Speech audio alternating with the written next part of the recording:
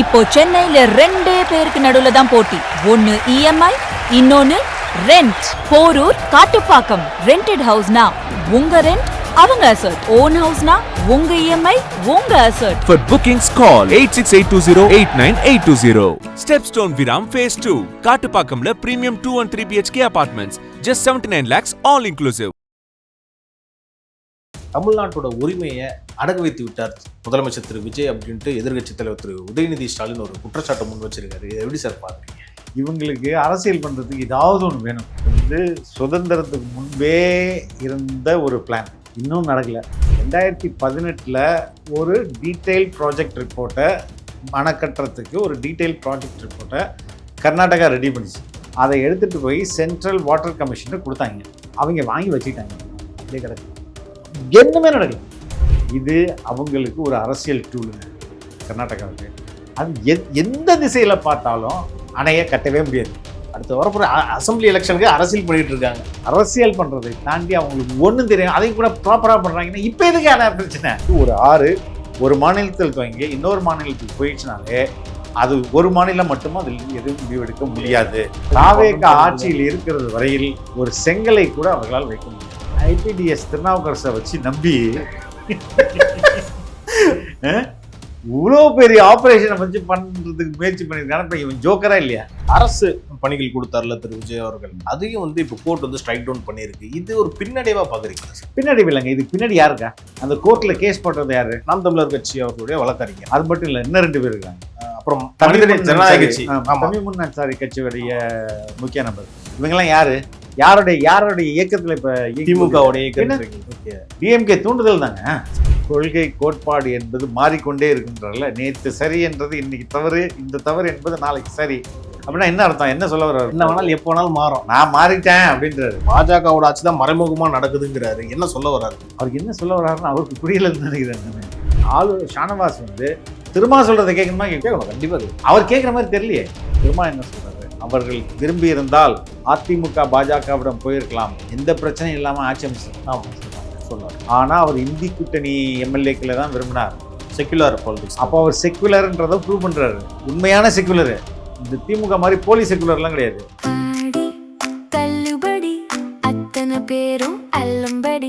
6 முதல் 60% வரை ஆடி தள்ளுபடியுடன் சூப்பர் சரவணா ஸ்டோர்ஸ், சென்னை, மதுரை, கோவை.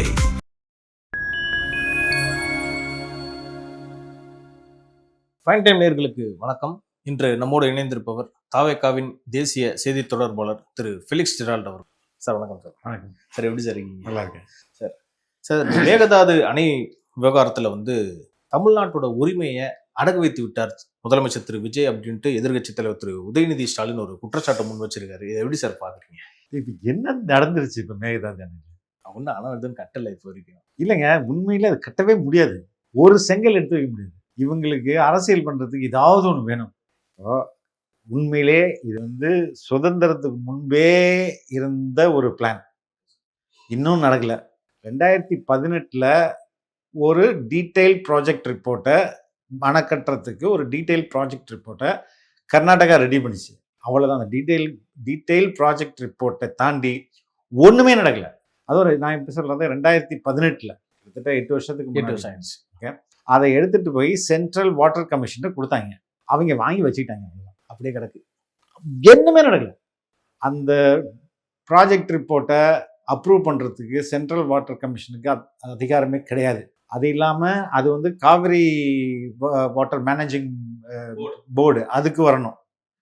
அதுக்கப்புறம் அதுக்கு அது என்னென்னா, இது அவங்களுக்கு ஒரு அரசியல் டூலுங்க கர்நாடகாவுக்கு. 12,000 ஏக்கர் நிலம் தேவைப்படுது அந்த அணை கட்டுறதுக்கு. அது மிகப்பெரிய வைல்ட் லைஃப் சாங்சுரி. அது காலியாகும். அது எந்த திசையில பார்த்தாலும் அணையை கட்டவே முடியாது. அடுத்த வரப்போகிற அசம்பிளி எலெக்ஷனுக்கு அரசியல் பண்ணிட்டு இருக்காங்க. அரசியல் பண்றதை தாண்டி அவங்களுக்கு ஒன்றும் தெரியும். அதையும் கூட ப்ராப்பராக பண்றாங்கன்னா இப்போ எதுக்கு அணை பிரச்சனை? இந்த அணை இப்போ ஏதாவது ஒன்று அவங்க ஏதாவது மூவ் பண்ணியிருக்கணும்.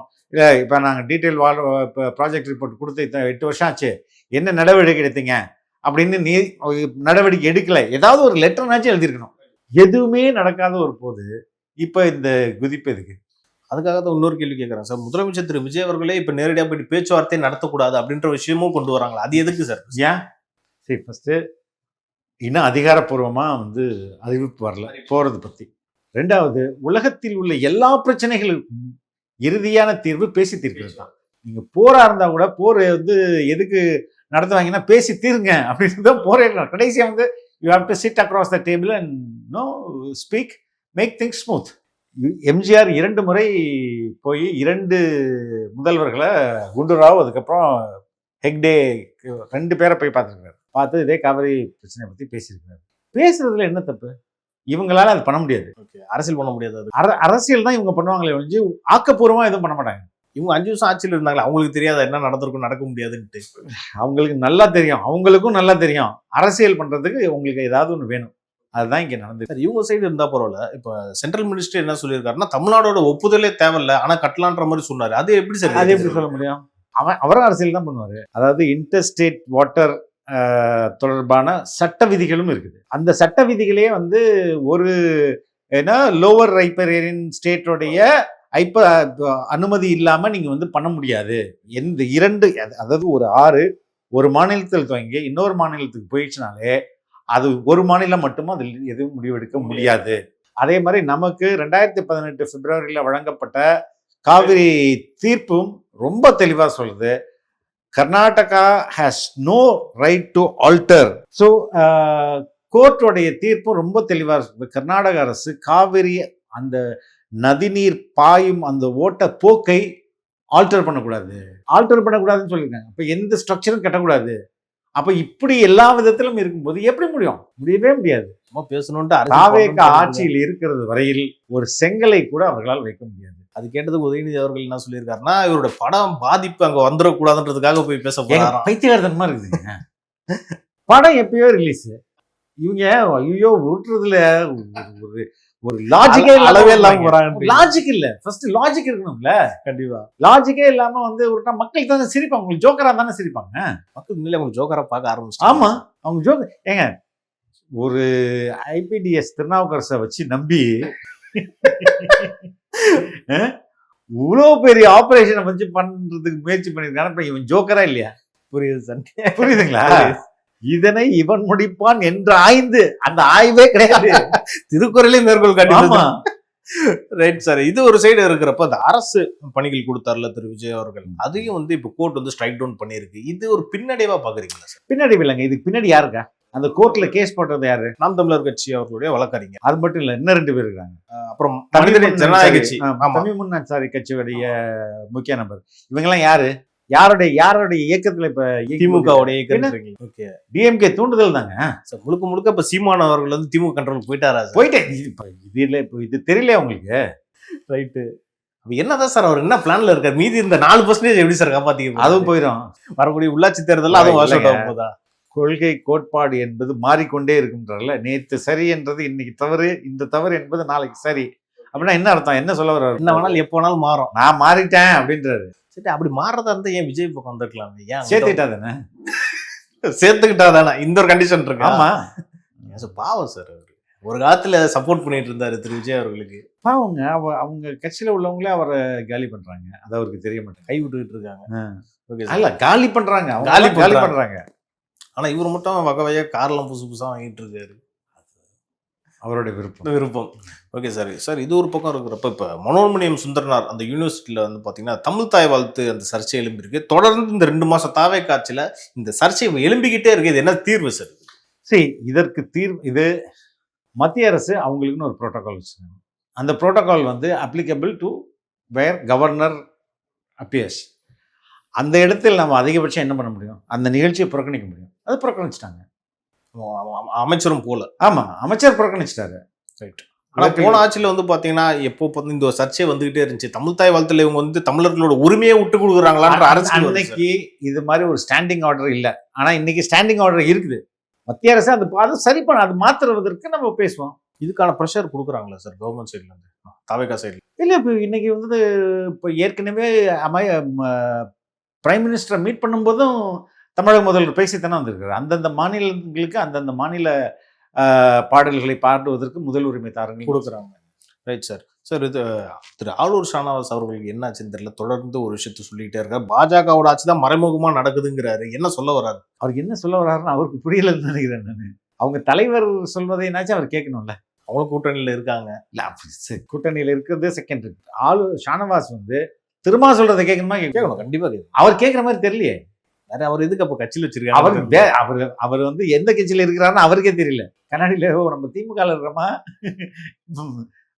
விசிகால இருக்கமான்னு தெரியும். எப்படிங்க இங்க இந்த பாஜக பூச்சாண்டி திமுகவுடைய ரத்தத்தில ஊறி போச்சு. இப்ப அவருக்கும் ஊறிடுச்சு. ஆட்சி அமைக்க எங்களுக்கு எம்எல்ஏ தேவைப்படும் போது திரும்ப என்ன சொல்றாரு, அவர்கள் விரும்பி இருந்தால் அதிமுக பாஜகவிடம் போயிருக்கலாம், எந்த பிரச்சனையும் இல்லாம ஆட்சி அமைச்சிருப்பாங்க சொன்னார். ஆனா அவர் இந்தி கூட்டணி எம்எல்ஏக்களை தான் விரும்பினார். Secular politics. அப்போ அவர் செக்குலர்ன்றதை ப்ரூவ் பண்றாரு. உண்மையான செக்குலரு.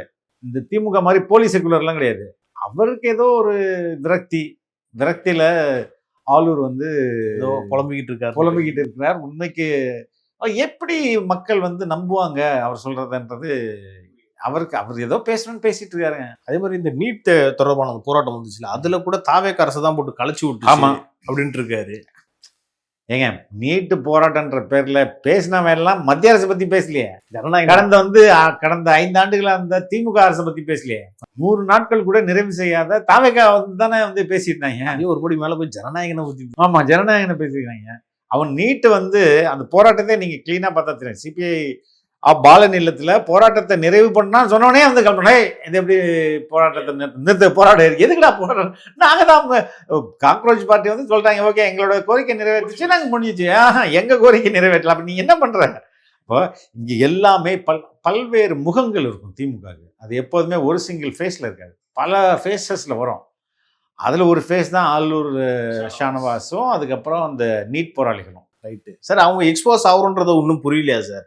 இப்போ தொடர்ந்து ஒரு மாணவர்கள் போராடிட்டு இருக்காங்க, அவங்களோட போராட்டம் இன்னும் உன்னதமா நடந்துகிட்டு இருக்கு. அங்க போய் நம்ம ஆட்டையை கிடக்கணும், நம்ம பேர் கெட்டு போயிடும்ன்ற மாதிரி திமுக உணரவே மாட்டாங்களா? அதான் நான் தொடக்கத்திலே சொன்னேன்ல, அவங்களுக்கு என்ன செய்வது, எப்படி இந்த கேம் விளையாடுறதுன்னு தெரியலங்க. 77 வருஷம் கட்சிக்கே தெரியல. இல்ல என்ன புது கேம் இல்ல இது. இவ்வளவு நாள் இவங்க கிரிக்கெட் விளையாடினா கிரிக்கெட் நல்லா விளையாடுவாங்க. ஆனா இப்ப ஃபுட்பால் மேட்ச் ஒன்றே விட்டா பேட் எடுத்து போய் ஃபுட்பால் எப்படி விளையாட முடியாது.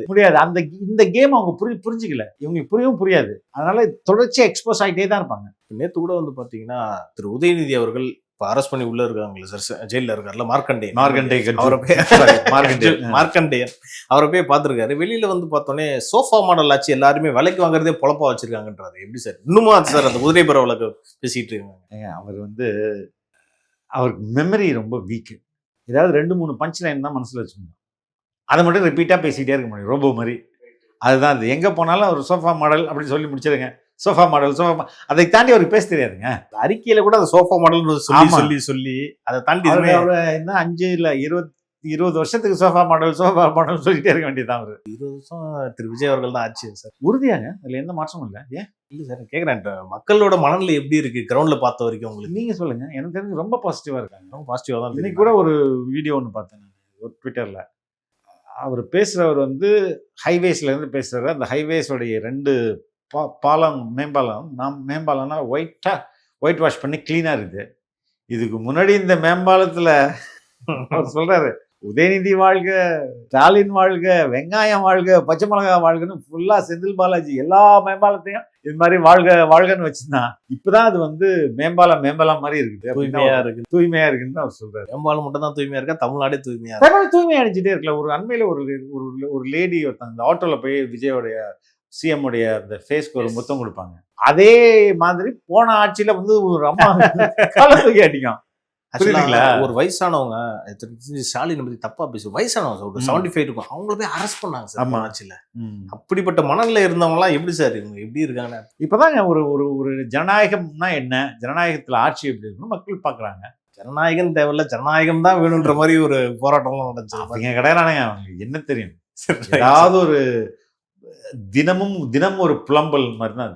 தினம் ஒரு ஒப்பாரி. ஓகே சார், இப்ப சிறப்பு நேரத்துக்கும் கருத்துக்கும் நன்றி சார். தேங்க்யூ.